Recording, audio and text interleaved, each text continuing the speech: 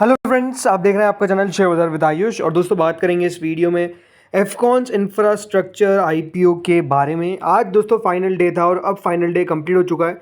सबसे तो हम ये समझेंगे दोस्तों कितना टोटल ये इशू सब्सक्राइब हुआ है। दूसरा हम ये समझेंगे दोस्तों कि कितना यहाँ पर अलॉटमेंट का चांस रहने वाला है। तो आप लोग देखिएगा वीडियो को पूरा, क्योंकि इंपॉर्टेंट वीडियो रहने वाला है।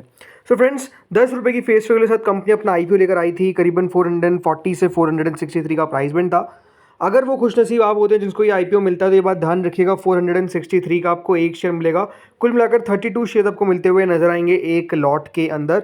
करीबन दोस्तों 5,430 करोड़ का ये इशू था, जिसमें से 1,250 करोड़ का फ्रेश इशू तो रिमेनिंग ऑफर फॉर सेल था। दोनों एक्सचेंजेस पर दोस्तों आपको ये लिस्ट होता हुआ ज़रूर दिखेगा, राइट। तो अब चलिए सीधे देख लेते हैं कितना सब्सक्रिप्शन है, बिकॉज ये सारी डिटेल्स तो आपको मालूम ही है। सो फ्रेंड्स, सबसे पहले तो आपको डे 2 का सब्सक्रिप्शन एक बार बता देता हूँ कितना था। तो देखिए, कल के दिन जो क्यूआईबी कैटेगरी थी वो 8% भरी थी। एचएनआई कैटेगरी 72% सब्सक्राइब हुई थी। Retail category 36%। तो एम्प्लॉय कैटेगरी 1 टाइम्स। कुल मिलाकर 36% ये इशू हमको सब्सक्राइब होता हुआ देखने को मिला था विद इन 2 डेज, राइट। तो 2 दिनों में सब्सक्रिप्शन आप कह सकते हैं बहुत ज़्यादा नहीं था। ओनली 36% ये इशू सब्सक्राइब हो पाया था। बट क्योंकि हमको पता ही है दोस्तों, आखिरी दिन पैसा डेफिनेटली आता है हर एक कैटेगरी का। तो ये देखना था कि कितना पैसा आता है स्पेसिफिकली फ्रॉम द क्यूआईबीज, कितना पैसा लगाया जाता है उनके द्वारा। इसके अलावा एचएनआई और रिटेल कितना लगाते हैं ये भी देखने वाली बात थी। तो सब्सक्रिप्शन जो हमारे सामने आया है वो कह सकते हैं कि बहुत ज़्यादा नहीं है। जो क्यूआईबी कैटेगरी है दोस्तों वो करीबन 3.99 टाइम हमको सब्सक्राइब होती हुई नजर आई। करीबन क्यूआईबी इसको 2 करोड़ 33 लाख शेयर्स ऑफर किए गए थे, जिसके सामने ओनली 9 करोड़ 31 लाख शेयर्स के लिए एप्लीकेशन जो है वो हमको आती हुई नजर आई। यानी कुल मिलाकर क्यूआईबीज ने इस इशू में 4,312 करोड़ लगाए। इतना कम पैसा दोस्तों हम कह सकते हैं कि क्यूआईबीज की तरफ से जो आया है उससे एक बात साफ होती है कि डेफिनेटली क्यूआईबीज इसके अंदर कोई बहुत ज़्यादा इंटरेस्टेड नहीं थे। आई थिंक क्यूआईबीज का दोस्तों जो पैसा हमको ह्युंडई के अंदर भी आता हुआ दिखा था वो भी अपने आप में कम था। और आई थिंक वो भी एक लेसन था कि क्यूआईबीज ने वहाँ पर अगर देखा जाए तो 50 करोड़ से ऊपर थोड़ा लगा दिया था, बट स्टिल पैसा नहीं बन पाया। तो आई थिंक वही एक रीज़न है कि वहाँ पर भी पैसा बन नहीं पाया। तो इसलिए क्यूआईबीज अब ज़्यादा इंटरेस्ट नहीं ले रहे हैं ऐसे आईपीओज में जहाँ पर जो हम हमेशा कहते हैं क्या, रिस्क प्लस रिवॉर्ड। देखिए, रिस्क और रिवॉर्ड जहाँ पर फेवरेबल नहीं है वहाँ पर अब आपको डेफिनेटली ज़्यादा एप्लीकेशंस आती हुई नहीं दिख रही। अगर रिस्क और रिवॉर्ड फेवरेबल होता, आई एम टेलिंग यू कि ये इशू के अंदर सब्सक्रिप्शन जो है वो डेफिनेटली बढ़ जाता या फिर बढ़ जाता ज़्यादा। बट नो डाउट सब्सक्रिप्शन कम आने का पीछे का रीज़न सिंपल है, बिकॉज यहाँ पर दोस्तों आप कह सकते हैं कि रिस्क और रिवॉर्ड ही क्यूआईबीज के फेवर में नहीं लगा उनको, तो इसलिए पैसा नहीं आया। देन दोस्तों आते हैं एचएनआई कैटेगरी पे, जो करीबन 5.31 टाइम सब्सक्राइब होती हुई नजर आई।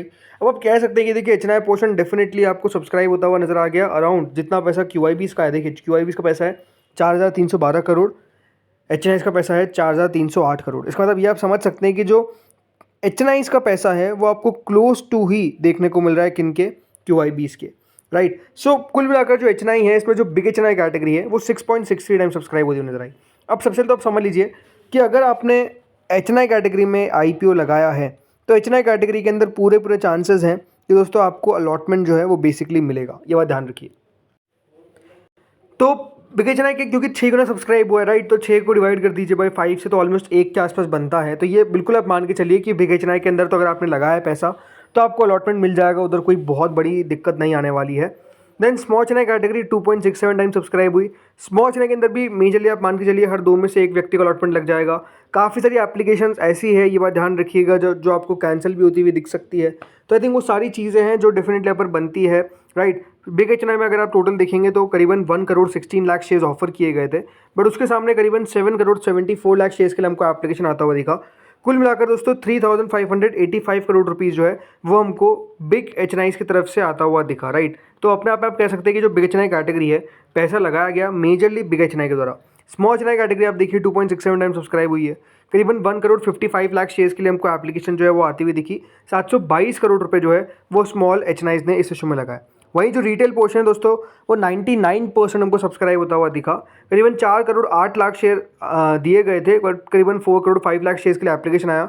1,878 करोड़ रुपीज़ जो है वो हमको रिटेल कैटेगरी की तरफ से पैसा आता हुआ दिखा है। अब रिटेल के अंदर भी सिंपल सी बात है, क्योंकि आईपीओ अंडर सब्सक्राइब रह गया रिटेल पोर्शन जो है, राइट, रिटेल पोर्शन पूरा नहीं, तो अंडर सब्सक्राइब रहने के कारण जिसने भी इस इशू में लगाया पैसा उसको अलॉटमेंट जो है वो मिलते हुए नजर आएंगे। एंड यहाँ पर और सब्सक्रिप्शन कम हो सकता है। क्यों कम हो सकता है? रीज़न सिंपल है। आई थिंक जिस तरीके से पैसा आने की उम्मीद थी वो नहीं आ पाया तो लोग हो सकता है कि देखिए अपनी बिड को और कैंसिल कर दिया, तो राइट वो भी आगे चल के रिजेक्ट हो जाएगी। तो ऑब्वियस बात है जो सब्सक्रिप्शन का डेटा है वो और कम हो सकता है। देन एम्प्लॉय कैटेगरी दोस्तों जो करीबन 1.77 टाइम सब्सक्राइब होती हुई नजर आई, राइट काफ़ी कम पैसा आया। टोटल मिलाकर 2.77 टाइम्स ये इशू सब्सक्राइब होने में कामयाब हुआ, यानी करीबन कंपनी ने 10,547 करोड़ रुपए कंपनी को मिलते हुए दिखे, राइट। ओवरऑल अब सब्सक्रिप्शन के हिसाब से तो आप जैसा आपको बताया कि देखिए कोई खास सब्सक्रिप्शन जो है वो डेफिनेटली इशू को नहीं मिला, रिस्पॉन्स बहुत लो है। तो कैसा कर सकता है देखिए लिस्टिंग पर, देखिए मेरे हिसाब से देखिए लिस्टिंग पर अपने आप में एक्सपेक्टेशंस बहुत ज़्यादा नहीं रखनी है आपको। ये बात सही कि देखिए बाजार रिकवर करता हुआ नजर आ रहा है, बट अगेन राइट कंपनी अगर देखा जाए तो डेफिनेटली कोई बहुत ज़्यादा इन्वेस्टर फ्रेंडली नहीं थी। अगर ये यहाँ पे कंपनी ने वैल्यूएशंस को 20% और नीचे रखा होता, आई एम टेलिंग यू कि ये इशू बहुत अच्छा सब्सक्राइब होता। बट क्योंकि दोस्तों कंपनी ने वैल्यूएशंस को डेफिनेटली बहुत ज़्यादा इन्वेस्टर फ्रेंडली नहीं रखा, तो आई थिंक वो एक रीज़न है कि दोस्तों इशू को इतना कम रिस्पॉन्स मिलता हुआ नजर आया। इशू पूरा अगर आप देखेंगे जो रिटेल पोर्शन है वो नहीं भर पाया, अदरवाइज़ अगर अच्छा होता तो नो डाउट यहाँ पर रिटेल पैसा भी अच्छे तरीके से लगाता है, QIB भी अच्छे से लगाते हैं एंड HNIs भी अच्छे से लगाते हैं। अब अगेन अगर आपने लगाया है तो मैं मेजरली समझ सकता हूँ कि देखिए यहाँ पर ज़्यादातर वो इन्वेस्टर्स थे जिन्होंने अपना व्यू लॉन्गर टर्म का बना रखा है, बिकॉज डेफिनेटली उनको पता है कि मार्केट्स के अंदर जिस तरीके की अभी आपको एक वॉलेटिलिटी देखने को मिल रही है, ज़रूर 2 दिनों से बाजार अच्छा किए हैं, बट कोई गारंटी नहीं है कि ना मार्केट कहाँ पर जाकर दोस्तों आपको बेसिकली रुकता हुआ नजर आएगा। तो आई थिंक वो भी एक बड़ा रीज़न है कि यहाँ पर थोड़ा सा सोच समझ के अगर आप इन्वेस्ट कर रहे हैं, IPOs में लगा रहे हैं, तो थोड़ा सा सोच समझ के थोड़ा सा ज़्यादा कॉशियस होकर पैसा लगाना ज़रूरी है। वहीं जो दोस्तों करंट ग्रे मार्केट है वो आप देख सकते हैं करीबन 8 रुपये के आसपास चल रही है। 40 रुपये दोस्तों इसकी ग्रे मार्केट थी एक समय पे, और अब 8 रुपये आ चुकी है। इसका मतलब क्या है कि देखिए ग्रे मार्केट के अंदर भी एक्टिविटी डल है, IPO के सब्सक्रिप्शन में भी एक्टिविटी डल है। तो आई थिंक हर जगह जब एक्टिविटी डल है तो आप कुछ कह नहीं सकते, बिकॉज कल ग्रे मार्केट ने बहुत शानदार एक तेज़ी पकड़ ली थी 40 रुपये, बल्कि 10% में कहूँगा। देखिए एक समय पे ये ऊपर चले गई थी ग्रे मार्केट, जो सिंगल परसेंटेज में चल रही थी वो 10% पे आ गई। बट आज अब देखिए ग्रे मार्केट किस तरीके से करेक्ट हुई है, राइट। तो आप अपने आप में समझ सकते हैं कि जिस तरीके से ग्रे मार्केट का करेक्शन हमको एक आता हुआ नजर आया, सिंगल डिजिट में ग्रे मार्केट आ गई है, ये सब एक रिफ्लेक्शन है। किस बात का रिफ्लेक्शन है? रिफ्लेक्शन है लो सब्सक्रिप्शन का, लो आप कह सकते हैं यहाँ पर QIBs का पैसा आने का, ये सब चीज़ें हैं जो आई थिंक अब आपको रिफ्लेक्ट करती हुई नज़र आ रही है। एंड नो डाउट दोस्तों जब इशू बड़ा होता है तो आई थिंक कंपनी को थोड़ा सा केयरफुल रहना चाहिए, कंपनी को सोचना चाहिए कि इन्वेस्टर्स भी पैसा बनाए। बट आई थिंक यही अपने आप में एक अलग सी बात है कि कंपनी ज़्यादा सोचती नहीं है, बिकॉज पहले ही देखिए IPO के बारे में सब कुछ तय रहता है कि अगर सब्सक्रिप्शन लोड जाएगा तो कुछ अंडरराइटिंग हो जाएगी, वो सब चीज़ें रहती है। तो आई थिंक वही सबसे बड़ा पॉइंट है।